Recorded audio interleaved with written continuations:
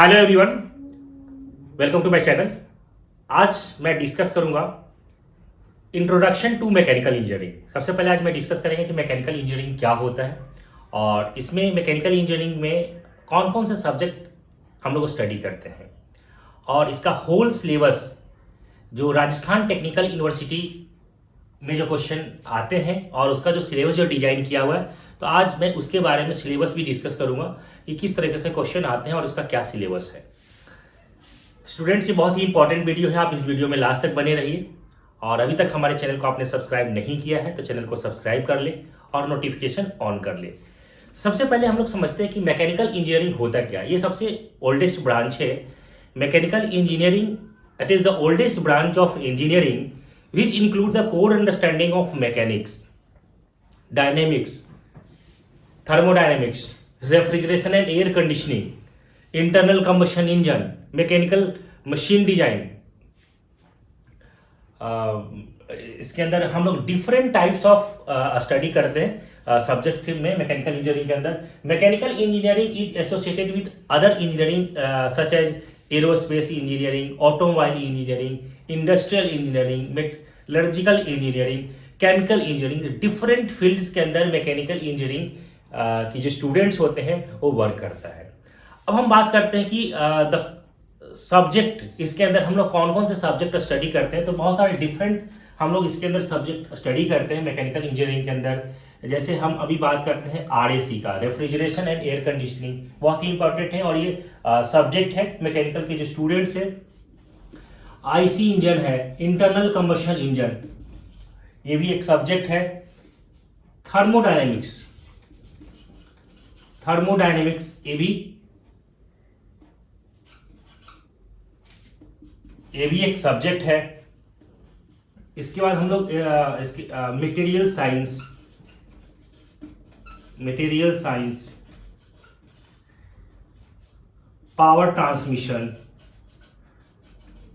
Power transmission, और इसके अंदर हम लोग बेसिक जो मैथमेटिक्स और फिजिक्स, ये भी हमें स्टडी करना पड़ता है। मैथ्स में भी, मैथमेटिक्स में भी हमें स्टडी करना पड़ता है। बेसिक फिजिक्स का भी कॉन्सेप्ट आता है इसमें, physics and chemistry.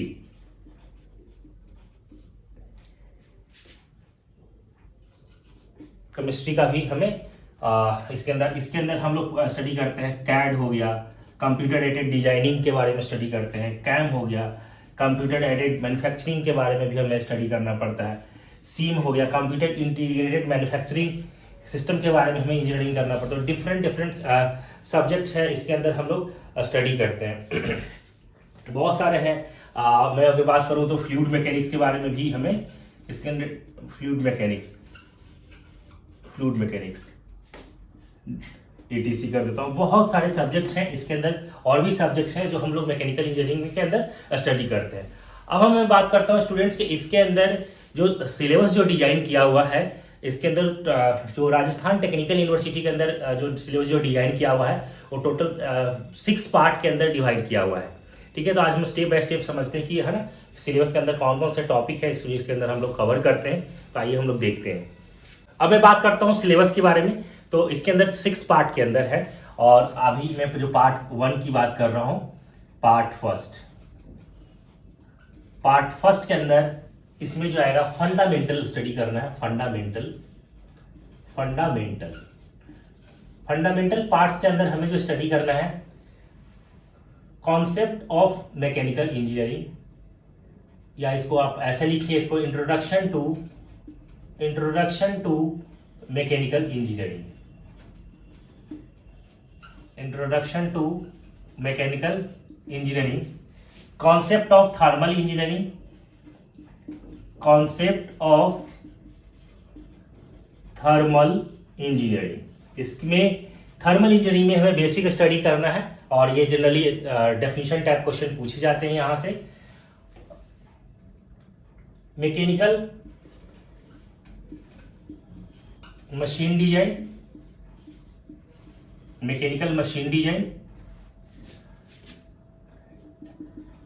Industrial engineering,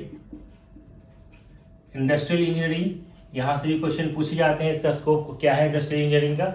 और manufacturing technology, manufacturing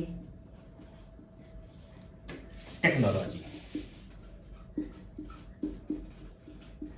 manufacturing technology. ये तो इंट्रोडक्शन का पार्ट हो गया जो शॉर्ट क्वेश्चन के अंदर पूछे जाते हैं। जो मीडियम क्वेश्चन के अंदर यहां से जो पूछा जाता है वो है बॉयलर। बॉयलर से क्वेश्चन आता है, boiler and classification, classification of boiler. कितने टाइप्स के बॉयलर होते हैं और बॉयलर का काम क्या है, इसके बारे में डिस्कस करना है। और यहाँ से क्वेश्चन बराबर पूछे जाते हैं और डायग्राम बेस्ड होता है, डायग्राम बनाना होता है और इसके बारे में एक्सप्लेन करना होता है। अब मैं बात करता हूँ कि स्टीम टरबाइन, स्टीम टरबाइन, यहाँ से भी क्वेश्चन पूछा जाता है। इंपल्स टरबाइन, रिएक्शन टरबाइन क्या होता है उसके बारे में डिफरेंस पूछा जाता है, तो यहाँ से भी शॉर्ट क्वेश्चन बनता है। इसके बाद आता है इसके अंदर power plant.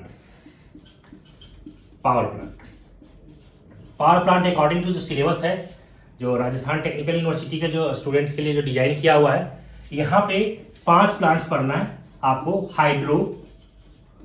Hydro electric power plant, हम हाइड्रो से कैसे इलेक्ट्रिसिटी प्रोड्यूस करते हैं इसके बारे में। Thermal power plant, thermal power plant, nuclear power plant,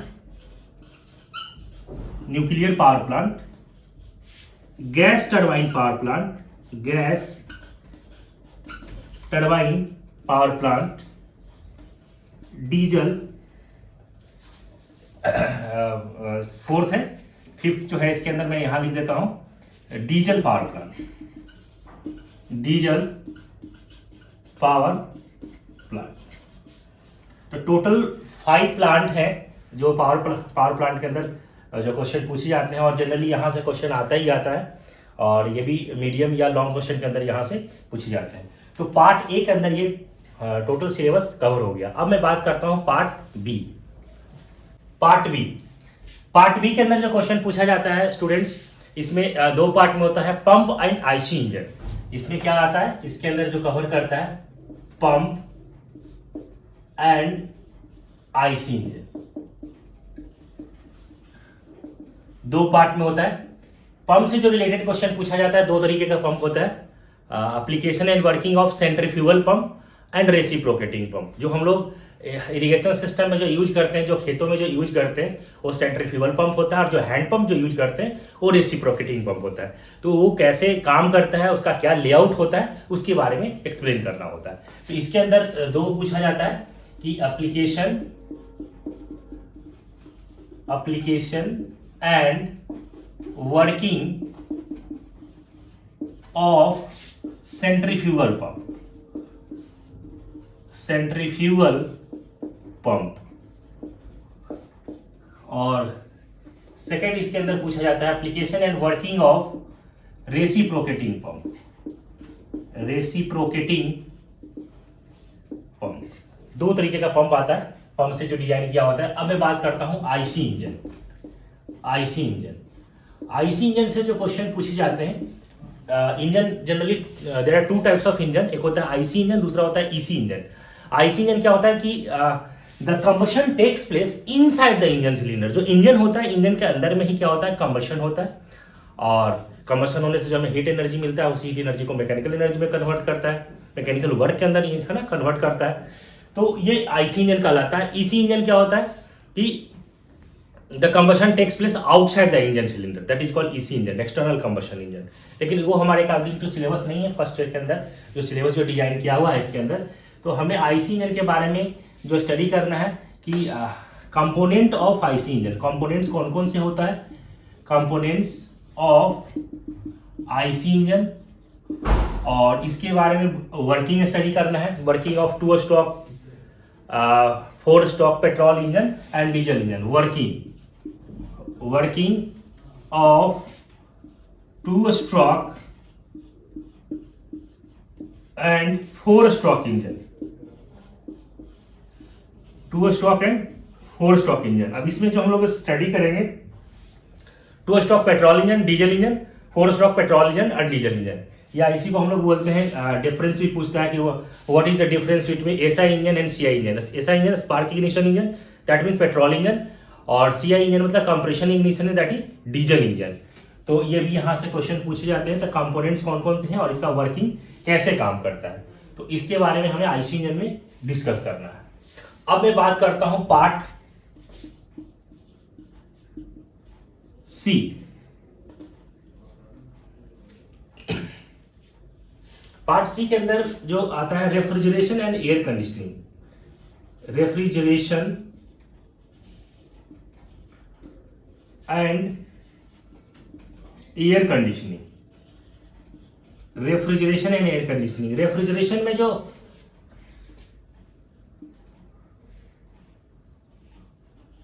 refrigeration and air conditioning, refrigeration के अंदर there are 3 types of refrigeration जो सिलेबस के अंदर जो डिजाइन किया हुआ है। एक है vapour compression refrigeration system, vapour compression refrigeration system, VCRS को शॉर्ट में बोलते हैं VCRS।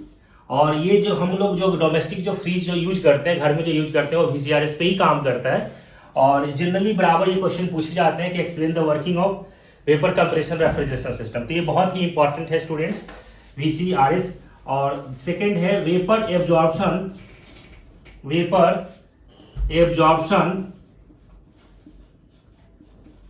Vapour absorption refrigeration system, इसको शॉर्ट में बोलते हैं VARS बोलते हैं। और थर्ड होता है Electrolux, Electrolux refrigerator, Electrolux refrigerator, या इसी को हम लोग वेपर एब्जॉर्प्शन सिस्टम को हम लोग बोलते हैं टू फ्लूइड रेफ्रिजरेशन सिस्टम ही बोलते हैं। ऐसा क्यों बोलते हैं, इसके अंदर जो हम लोग जो यूज करते हैं वो NH3, जो हम लोग रेफ्रिजरेंट का जो काम करता है, अमोनिया होता है, NH3 होता है, और H2O होता है। और इसमें जो हम लोग लेते हैं NH3 लेते हैं। और इलेक्ट्रोलक्स को हम लोग बोलते हैं 3 फ्लूइड, इसके अंदर हम लोग 3 फ्लूइड लेते हैं, NH3, H2O और H2 भी लेते हैं, हाइड्रोजन भी लेते हैं। तो इसीलिए इसको हम लोग बोलते हैं, क्या बोलते हैं, इसको हम लोग बोलते हैं 3 फ्लूइड रेफ्रिजरेशन सिस्टम, ये बोलते हैं। तो ये जो थर्ड जो पार्ट है उसके अंदर रेफ्रिजरेशन वाला जो पार्ट है वो 3 तरीके का पूछा जाता है। अब मैं बात करता हूँ एयर कंडीशनिंग। तो एयर कंडीशनिंग जो यहाँ से पूछा जाता है, एयर कंडीशनिंग के अंदर जैसे आपका विंडो टाइप एयर कंडीशनिंग जो हम लोग घर में जो यूज करते हैं, विंडो AC हो गया, स्प्लिट AC यूज करते हैं, मॉल्स वगैरह में देखे होंगे सेंट्रल AC यूज करते हैं। तो डिफरेंट टाइप्स ऑफ AC के बारे में स्टडी करना है। तो generally what is air conditioning पूछता है ना, और विंडो टाइप एयर कंडीशनिंग। तो एयर कंडीशनिंग के इसका वर्किंग कैसे काम करता है, एयर कंडीशनिंग इसका वर्किंग पढ़ना है, और इसका लेआउट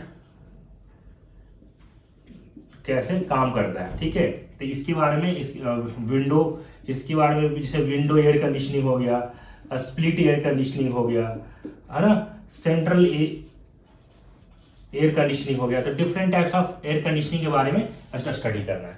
तो ये पार्ट थर्ड के अंदर हो गया, पार्ट सी के अंदर हो गया। अब मैं बात करता हूं पार्ट जो फोर्थ पूछे जाते हैं, जो इसके अंदर मैं डी लिख देता हूं। तो इसके अंदर जो क्वेश्चन पूछे जाते हैं, अब इसके अंदर पार्ट डी की बात करता हूं, जो फोर्थ जो है। और इसमें जो क्वेश्चन, या इसको आप फोर्थ भी लिख दें, यूनिट 4। तो इसके अंदर जो क्वेश्चन पूछा जाता है पावर ट्रांसमिशन है, पावर ट्रांसमिशन।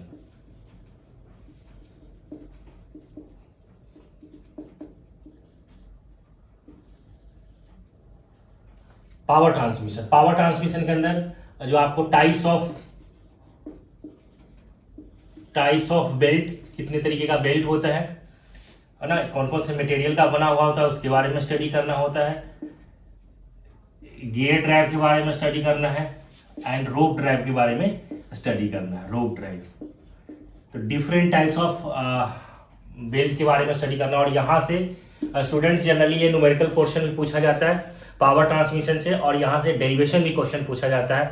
डेरिवेशन के अंदर जैसे आपका length of open belt drive, length of open belt drive, open belt drive, ठीक है। Length of cross belt drive, ये भी क्वेश्चन पूछा जाता है। फिर आपका tension ratio, tension ratio of flat belt, ये हम लोग रेशियो निकालते हैं T1/T2 is equal to E के पावर म्यू थीटा। तो ये डेरिवेशन भी यहां से क्वेश्चन पूछा जाता है और न्यूमेरिकल्स भी यहां से क्वेश्चन पूछा जाता है। अब मैं बात करता हूं कि जो पार्ट जो फिफ्थ है, ठीक है, पार्ट ई, या इसी को फिफ्थ लिख दीजिए या यूनिट इसको बोलिए फिफ्थ। इसके अंदर 3 पार्ट में मैन्युफैक्चरिंग टेक्नोलॉजी से रिलेटेड क्वेश्चन पूछा जाता है। मैन्युफैक्चरिंग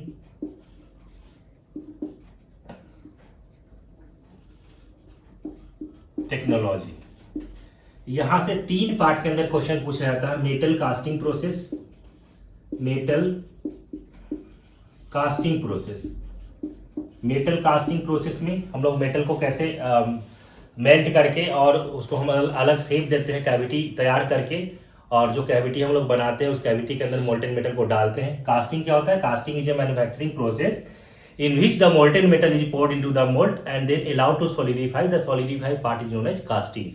तो हम लोग करते क्या है कि एल्युमिनियम का कास्टिंग करना हो या कास्ट आयरन का करना हो, फर्नेस के अंदर डालते हैं और वो फिर क्या होता है, लिक्विड शेप में बन जाता है, सॉलिड से। एक पार्टिकुलर टेम्परेचर पे अलग अलग मटेरियल का अलग अलग मेल्टिंग पॉइंट होता है, और जो हम कैविटी बनाते हैं, जो मोल्ड बनाते हैं पैटर्न की हेल्प से, और जो कैविटी फॉर्म करते हैं उस कैविटी के अंदर हम लोग क्या करते हैं, मोल्टेन मेटल को डालते हैं, और उसके बाद जैसा शेप का हमें बनाना होता है वैसा का वैसा शेप बन करके आ जाता है। तो पूरा प्रोसेस कहलाता है कास्टिंग प्रोसेस। तो हमें मेटल कास्टिंग प्रोसेस के अंदर हमें क्या करना है, कास्टिंग के बारे में स्टडी करना है, ठीक है। पैटर्न क्या होता है, हम लोग जनरली लेते हैं जो हमारे पास जो मॉडल होता है, it is replica of an object. Duplicate copy जो हम बनाने वाले होते हैं, जो कास्टिंग करने वाले होते हैं, उसका हमारे पास ऑलरेडी एक डुप्लीकेट कॉपी होता है। पैटर्न हो गया, फर्नेस है ना, इसके बारे में हमें स्टडी करना पड़ता है। मोल्डिंग ये है, ये हमें मेटल कास्टिंग प्रोसेस के बारे में करना है। नेक्स्ट है इसमें metal forming, metal forming process. Metal forming process के अंदर हम लोग फॉर्जिंग करते हैं, स्टडी करते हैं, forging, rolling, extrusion, drawing, different types of हम लोग मेटल फॉर्मिंग प्रोसेस करते हैं। नेक्स्ट है metal casting, metal joining process, metal joining process. Metal joining process के अंदर जो हम लोग करते हैं, जैसे वेल्डिंग हो गया, वेल्डिंग हम लोग करते हैं। वेल्डिंग के अंदर डिफरेंट टाइप्स ऑफ वेल्डिंग हमें स्टडी करना है, टाइप्स ऑफ वेल्डिंग, और सोल्डरिंग है, सोल्डरिंग के बारे में भी स्टडी करना है, ब्रेजिंग के बारे में करना है, ये करना है हमें। मेटल ज्वाइनिंग प्रोसेस के अंदर हमें ये चीज स्टडी करना है। अब मैं बात करता हूं पार्ट, इसके अंदर F, या इसी को आप 6 पार्ट में बोले, इसमें जो हमें स्टडी करना है आपका properties of different engineering material. Engineering material के है ना प्रॉपर्टीज के बारे में हमें स्टडी करना है। तो इसके अंदर हमें जो जनरली जो क्वेश्चन जो बराबर जो पूछा जाता है, इसके अंदर जो हम स्टडी करते हैं वो आता है mechanical properties of engineering material. Material का मैकेनिकल प्रॉपर्टीज क्या होता है, और ये रेगुलर क्वेश्चन पूछा जाता है। सेकंड, इसके अंदर क्वेश्चन आता है हीट ट्रीटमेंट प्रोसेस। ये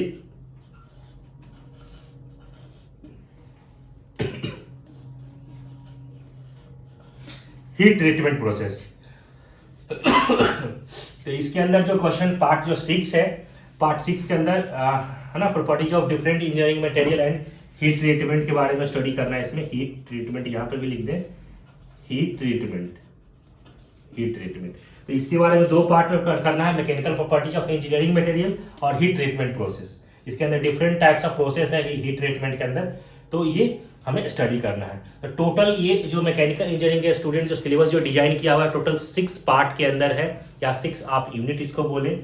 इस तरीके से सिलेबस टोटल कंप्लीटली डिजाइन किया हुआ। आई होप स्टूडेंट्स के सारे आपको समझ में आ गया है जो मैंने अभी आपको बताया है।